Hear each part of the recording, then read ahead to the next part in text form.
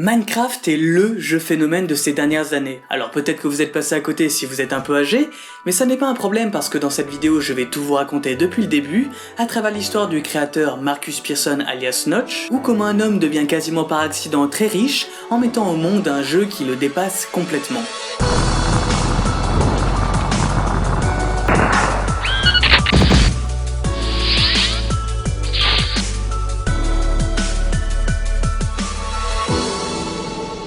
En 1986, les parents de Marcus décident de quitter la petite ville d'Edsbyn pour s'installer à Stockholm.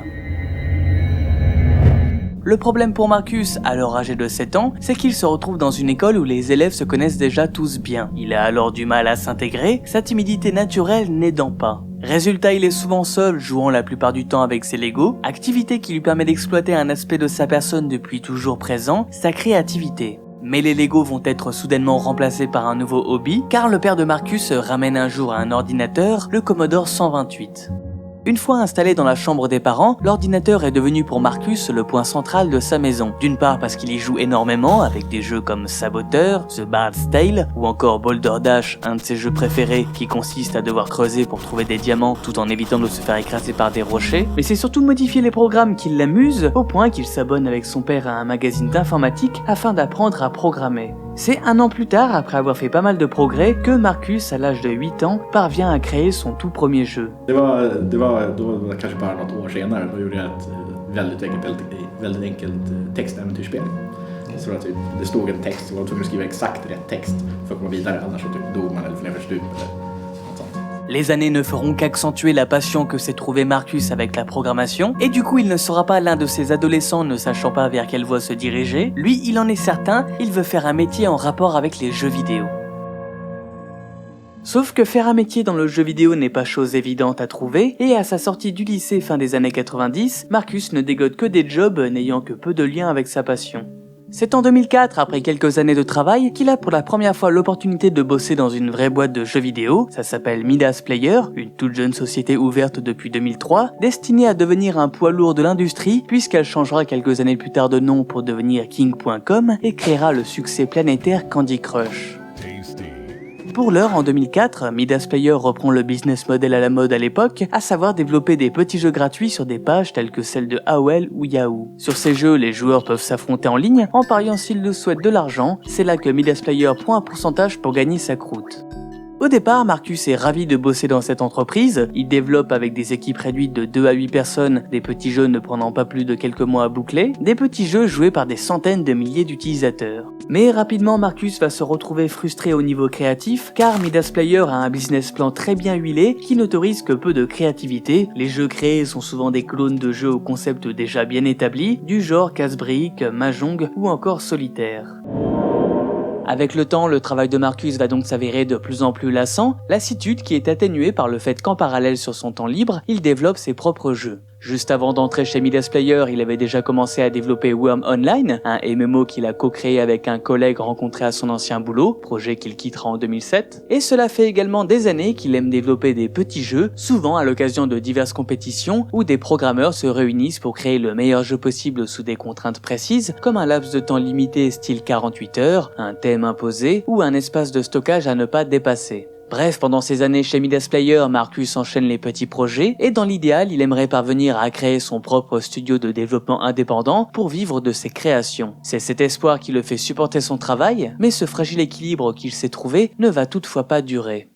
En effet, entre-temps, Midas Player est devenu King, la start-up a évolué en grosse boîte, et certaines règles qui auparavant n'étaient pas prises au sérieux ont été progressivement davantage respectées, notamment celle qui, comme dans beaucoup de sociétés, interdit à un employé de faire sur son temps libre un business qui fasse directement concurrence à l'activité de l'entreprise dans laquelle il travaille. Cela, Marcus va l'apprendre à ses dépens en 2008, lorsqu'il partage par mail à ses amis collègues son nouveau jeu, Blast Passage, un mélange entre Bomberman et Gauntlet, un jeu fun et simple d'utilisation. La direction, lorsqu'elle prit connaissance du jeu, réprimanda Marcus en lui disant que chaque jeu développé par lui appartient à King, surtout un jeu comme Blast Passage qui est très proche de ce que propose le site de la firme. Du coup, le jeu est adapté et mis en vente sur le site de King, et il n'a au passage pas super bien marché, et Marcus se retrouve dépité, car le fait de pouvoir développer son activité à côté du taf en créant ses jeux et ainsi à terme devenir indépendant était devenu la seule raison qui le poussait à rester dans son entreprise. Il va du coup se donner comme nouvel objectif de quitter King le plus vite possible et voir s'il trouve mieux ailleurs. Il obtient bien un poste chez Avalanche Studios, grosse boîte de 200 employés qui réalise des jeux ambitieux comme les Just Cause, mais il déteste l'expérience, son implication dans le produit final est trop faible, c'est beaucoup trop impersonnel à son goût, il tient 2 semaines avant de revenir chez King. Marcus en a alors tellement assez qu'il est prêt à quitter le monde du jeu vidéo pour aller travailler dans n'importe quelle boîte, du moment qu'à côté on lui laisse créer ses jeux. C'est en 2009 chez Jalbum qu'il va trouver son bonheur. Jalbum est un logiciel permettant de publier au format HTML des albums photos sur internet, rien à voir avec le jeu vidéo donc, et cela va très bien à Marcus, le boulot est étonnamment bien plus plaisant qu'il ne le pensait, et surtout maintenant, il peut s'adonner librement à la création de son prochain jeu. Ja, jag ville göra ett spel som jag trodde skulle vara kanske ett halvt till 1 år långt ungefär. Lite mindre projekt för att se ifall det gick att tjäna pengar på sin egen utveckling. Och då tänkte jag, originalplanen var att göra ett spel som någon slags blandning mellan Dwarf Fortress, som är ett ganska smalt spel som är ganska roligt, och Rollercoaster Tycoon. Så att ha lite real-time strategy, samla resurser, hugga ner träd, bygga kojor och sånt. Cette première idée de jeu dont Marcus parle a pour nom de code Ruby Dung, mais ça n'est encore qu'un essai parmi d'autres visant à trouver la formule qui lui plaît pour ensuite se lancer véritablement dans le développement. Dans le même temps, il a aussi créé une démo nommée Zombie Town. Le but était de faire un jeu avec des graphismes façon GTA Chinatown Wars où l'on dégomme ses personnages en masse ici présents. Mais toutes ces petites idées sont mises de côté lorsque Marcus tombe sur un jeu qui va littéralement le subjuguer, ça s'appelle Infinimineur.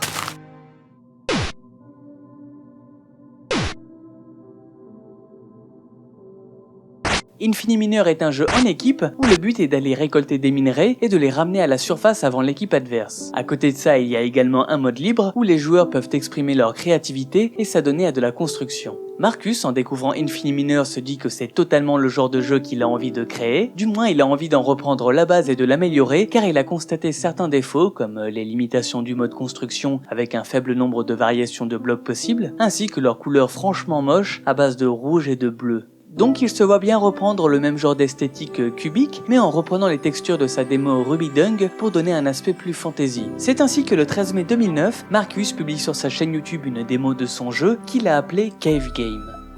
Cela ressemble effectivement beaucoup à Infinimineur, c'est même assumé comme un clone de ce jeu, mais Marcus n'a pas l'intention de faire le même style de gameplay. Certes, il prévoit d'inclure un mode créatif où les gens pourront construire ce qu'ils veulent, mais il souhaite également mettre en place un mode survie où il pourra intégrer pas mal d'éléments qu'il voulait mettre dans Ruby Dung, c'est-à-dire tout ce qui est collecte de ressources, construction de maisons, etc. Les jours qui suivent, Marcus fait des tests, il ajoute le premier personnage du jeu qu'il reprend directement de sa démo Zombie Town, et c'est le 17 mai 2009 sur le forum TIG Source qu'il publie une démo jouable de son jeu qui ne s'appelle plus Cave Game mais Minecraft. Les joueurs peuvent donc pour la première fois s'essayer au jeu et à son seul mode pour le moment disponible, le mode créatif, et les réactions ne se font pas attendre, le jour même des internautes partagent sur le topic du forum leur construction, cela va de la très haute tour médiévale, au château fort entouré de ses douves, à des ponts très alambiqués, ou encore au pixel art. Bref, les gens s'amusent rapidement, le plaisir est similaire à celui des Lego, sauf qu'il n'est pas nécessaire de se ruiner en achetant des pièces. Ce début plutôt prometteur décide Marcus à travailler à fond sur Minecraft, et pour tenir au courant les joueurs de l'avancée du jeu, il a créé depuis quelques semaines son blog qu'il tient sous le pseudonyme Notch. Dans ce blog, il parle donc de Minecraft, mais se permet également de digresser en faisant parfois par exemple des critiques de films, ou encore en livrant ses états d'âme sur divers sujets. Bref, il ne faut pas longtemps à Marcus pour mettre en place le business model de Minecraft. Le jeu, lorsqu'il sera terminé, sera à 20 €, mais ceux qui le préachètent en version alpha le paieront moitié prix. Une démo gratuite très limitée restera quand même à disposition, histoire que les nouveaux venus puissent essayer le jeu avant de l'acheter. Minecraft est donc lancé le 13 juin en version payante, et là, surprise, 24 heures après, 15 personnes ont déjà acheté le jeu, rapportant par là même plus de 100 € sur le compte PayPal de Marcus. Forcément, ce dernier se met à suivre avec intérêt chaque jour le nombre de ses ventes, cela se poursuit à 7 par jour dans les semaines qui suivent, et cela augmente de manière exponentielle pour qu'un mois et une semaine plus tard, 990 copies de Minecraft trouvent preneur, alors que le jeu est encore extrêmement peu fourni en contenu, encore réduit à un unique mode, le mode créatif. Cependant, ce contenu ne cesse de croître car les mises à jour affluent chaque jour et ajouté de nombreux nouveaux blocs, des éléments tels que les nuages ou les arbres rendent l'environnement plus vivant, et des fonctionnalités très attendues sont mises en place comme le mode multijoueur, et enfin le fameux mode survie qui sera lui-même grandement étoffé avec l'ajout du cycle jour-nuit et surtout avec le craft qui devient la pierre angulaire du gameplay de Minecraft. Il permet à partir des éléments que l'on trouve de fabriquer diverses choses comme des outils ou des armes. Avec ces nouveautés, les joueurs auront donc constamment de nouveaux éléments à exploiter, une communauté très forte se forge, surtout que le mode créatif de Minecraft est basé sur le partage, chacun voulant montrer leur dernière création qui se font avec le temps de plus en plus ambitieuses. Certains acharnés commencent même à tenter de reproduire des monuments, comme cette construction de novembre 2009, d'une ampleur sans précédent à l'époque, qui restitue le palais du Reichstag, célèbre bâtiment abritant le Parlement allemand. De son côté, Marcus continue d'étoffer son jeu les mois qui suivent, et à Noël, ça y est, il gagne assez d'argent pour qu'il puisse maintenant considérer de quitter son job chez Jalbum et travailler à plein temps sur Minecraft. Pourtant, il ne prend pas immédiatement sa décision, les jeux vidéo indépendants commençaient à peine à émerger en ce temps-là, il se demandait si ce n'était pas juste une mode éphémère. Il attendra du coup 6 mois avant de se lancer en juin 2010, et cela il ne va pas le regretter, car cet été-là, les ventes vont continuer à exploser. Le 29 juillet, il enregistre pour la première fois plus de 1000 ventes faites en 24 heures. Marcus est abasourdi, l'année 2009-2010 lui a rapporté plus de 100 000 €, et la tendance ne semble pas fléchir, avec toujours plus d'utilisateurs qui achètent le jeu. Hi there everybody, this is Halcoon and I'm going to demonstrate to you how I really don't play Minecraft like other people. Now first thing you're going to notice is I'm kind of staring at a corner of a very, very deep well. And it's made out of bedrock and it's very, very high, and I'm sure you're probably thinking, why Halcoon? That is a very, very deep well, and I'm going to show you the reason why. It is currently holding this. This is a 1-to-1 scale model of the Starship Enterprise. So, why don't we take a walk, shall we? Cette création restituant le vaisseau de Star Trek a été un vrai tournant. Le buzz qu'a fait la vidéo a permis à beaucoup de joueurs de découvrir Minecraft. C'est ce genre de partage qui fait décoller la popularité du jeu sans même que Marcus ait besoin de faire de pub. Mais cela n'est encore qu'un début, car des ajouts importants tels que la poudre de redstone, élément permettant de créer des mécanismes interactifs comme par exemple lier un interrupteur à une porte, permet aux joueurs de créer des maps de plus en plus complexes. Par exemple, le youtubeur SetBling s'est amusé à programmer via la redstone toutes sortes de mini-jeux jouables dans Minecraft et même à recréer des vieux jeux d'arcade tels que Space Invader, Donkey Kong ou Duck Hunt. C'était le début des jeux dans le jeu, et avec l'ajout du mode aventure un peu plus tard, mode qui permet aux joueurs de créer leur niveau avec leurs propres règles et objectifs, Minecraft a largement dépassé le statut de simple jeu et est devenu une plateforme à part entière où d'un côté les créatifs peuvent fabriquer leurs propres jeux sans pour autant être des programmeurs, que ce soit des RPG, des jeux de plateforme, des puzzle games en coop ou encore des concours de construction, et d'un autre les utilisateurs qui ont pour leur plus grand bonheur un contenu sans cesse renouvelé. Résultat, début 2011, Minecraft s'est vendu à 1 million d'exemplaires alors qu'il vient à peine d'entrer en phase de bêta.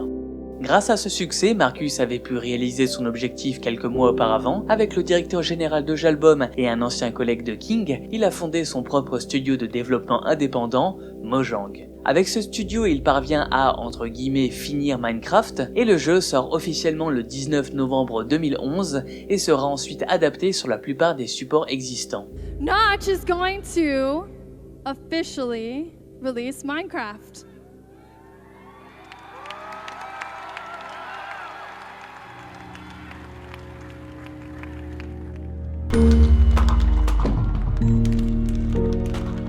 Cette histoire aurait pu se terminer ici sous la forme d'un happy end, mais ce que personne n'a prévu, c'est qu'en fait le succès de Minecraft n'en était qu'à ses débuts. He's the creator of the game Minecraft, the great Marcus Pearson, everybody.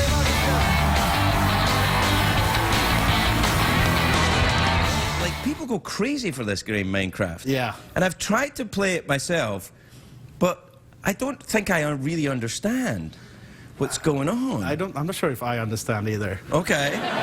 Personne ne semble vraiment comprendre le phénomène Minecraft, pourtant les ventes ont décollé depuis le lancement officiel du jeu. Fin 2013, ce n'est plus 1 million de personnes qui ont acheté Minecraft sur PC, mais 13 millions. Ce n'est toutefois pas encore un problème, Marcus semble gérer ça plutôt bien. So how do you run your Minecraft company? Have you sold out to the evil corporations yet? No, not yet, and we hope not to. So basically the idea is that we just have a company where we make games that we think are fun. Well, that's good, but how long do you think you'll be able to do that before you kind of get absorbed by the Borg? I think that depends on how long we can kind of keep the fun mood going that we have. Malheureusement, cette bonne ambiance dont Marcus parle ne va pas durer, et cette envie de rester une petite entreprise indépendante malgré le succès faramineux de Minecraft va s'en trouver ébranlée, car l'année suivante, toutes plateformes confondues, c'est plus de 50 millions d'exemplaires qui sont vendus. Là, ça commence à faire vraiment beaucoup. En fait, Minecraft est sur le point de devenir l'un des jeux les plus vendus de tous les temps. Pour tout entrepreneur qui se respecte, c'est un rêve, et Marcus reste bouche bée devant ce phénomène. De son propre aveu, Minecraft est un accident, un coup de chance. Il a sorti le bon jeu au bon moment, et s'en est suivi une réaction en chaîne absolument improbable. Problème, Marcus n'a jamais voulu ça. Certes, il est maintenant millionnaire et n'a pas de quoi se plaindre de ce côté-là, mais le souci c'est qu'il ne se sent pas entrepreneur, n'a pas pour ambition de changer le monde et ne veut pas créer un empire. Il se dit lui-même être juste un nerd informatique qui aime donner son opinion sur Twitter. Ce qu'il a envie, c'est de continuer à gérer une petite boîte et à créer des prototypes de petits jeux fun comme il faisait avant. C'est ce qui s'était d'ailleurs remis à faire depuis le lancement officiel de Minecraft. Il avait laissé les rênes du jeu à un collègue de confiance pour pouvoir s'adonner à la création de nouveaux concepts. Mais lorsqu'un succès comme Minecraft a lieu, la pression est grande et s'imposent des responsabilités énormes qui pour Marcus deviennent un lourd fardeau. Il se retrouve malgré lui dans la position d'une sorte de chef d'État qui, quand une mise à jour a lieu dans Minecraft, doit parvenir à contenter des millions de personnes sous peine d'être accablé par les insultes. La situation devient intenable avec le temps et la goutte d'eau qui fait déborder le vase tombe en 2014 lorsque Mojang décide de clarifier les conditions d'utilisation du jeu. Cette clarification de l'EULA concerne un vaste débat sans fin sur les systèmes de pay-to-win qui ont cours sur les serveurs de Minecraft, mais là n'est pas le problème. C'est une tempête qui s'abat sur Marcus, il se fait littéralement bâcher de toutes parts, et ce de manière d'autant plus injuste car il pense que ces nouveaux changements sont bénéfiques. C'est en regardant la vidéo This is Phil Fish, documentaire YouTube sur le créateur du jeu FaZe qui s'est vu attirer la foudre d'internet lorsqu'il est devenu célèbre, que Marcus se prend conscience d'une chose. Il n'a plus la relation avec la communauté Minecraft qu'il croyait avoir, cette dernière est devenue trop grande, rien que sur Twitter, quasiment 4 millions de personnes suivent Marcus, rien de très intime donc. Il en vient alors à cette conclusion. Probably, maybe I don't have to put up with this. So just, when that happened and everyone's giving me some like crap online, I just went, no, it's not worth it anymore. So I just tweeted, kinda jokingly, like, who wants to buy the company?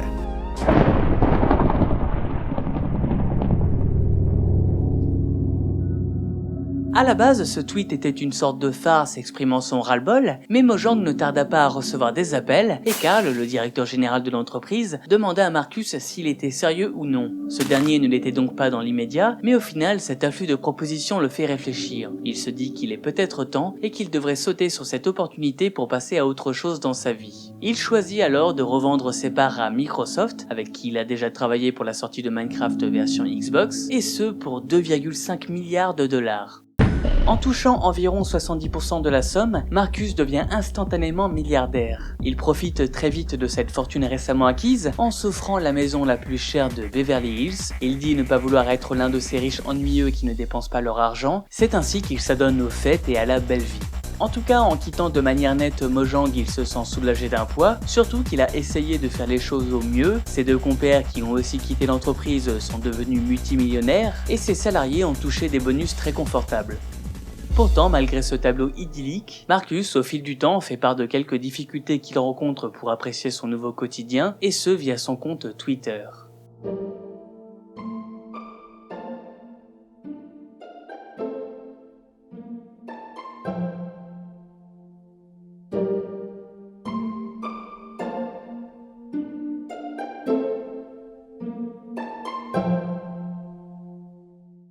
Ses lamentations passent plutôt mal sur internet, il était prévisible que l'on qualifie ses propos d'indécents au vu de la fortune du monsieur, mais ce genre de mal-être ne semble pas forcément être très rare, d'autres cas comparables ont été constatés. Alors Marcus s'est bien sûr mis à donner à des œuvres de charité, mais nous l'avons vu, la personne n'a rien d'un héros, il n'est pas engagé plus que ça dans des causes, il ne veut pas sauver le monde comme Elon Musk, et il est encore moins un entrepreneur à la Bill Gates. Non, le seul moyen pour lui de sortir de sa mélancolie, c'est de revenir à ses fondamentaux, c'est-à-dire s'asseoir seul à son bureau et programmer. C'est un an plus tard en 2016 qu'il affirme que sa petite déprime est passée, il dit travailler sur un jeu qu'il espère être le meilleur possible, projet qu'il garde cette fois-ci totalement secret car une chose le terrifie, avoir à nouveau des responsabilités vis-à-vis d'une communauté. Il a peur de rentrer dans cette dynamique qu'il dit addictive, où certes le feedback est plaisant, mais où il se retrouve très vite avec le devoir de ne pas décevoir les fans. Lors de la revente de Mojang, il avait affirmé que si jamais une de ses futures créations commençait à avoir le même genre de succès que Minecraft, il l'abandonnerait très certainement. Pour ce qui est de Minecraft, le jeu continue de se développer à grande vitesse et atteint des proportions impressionnantes.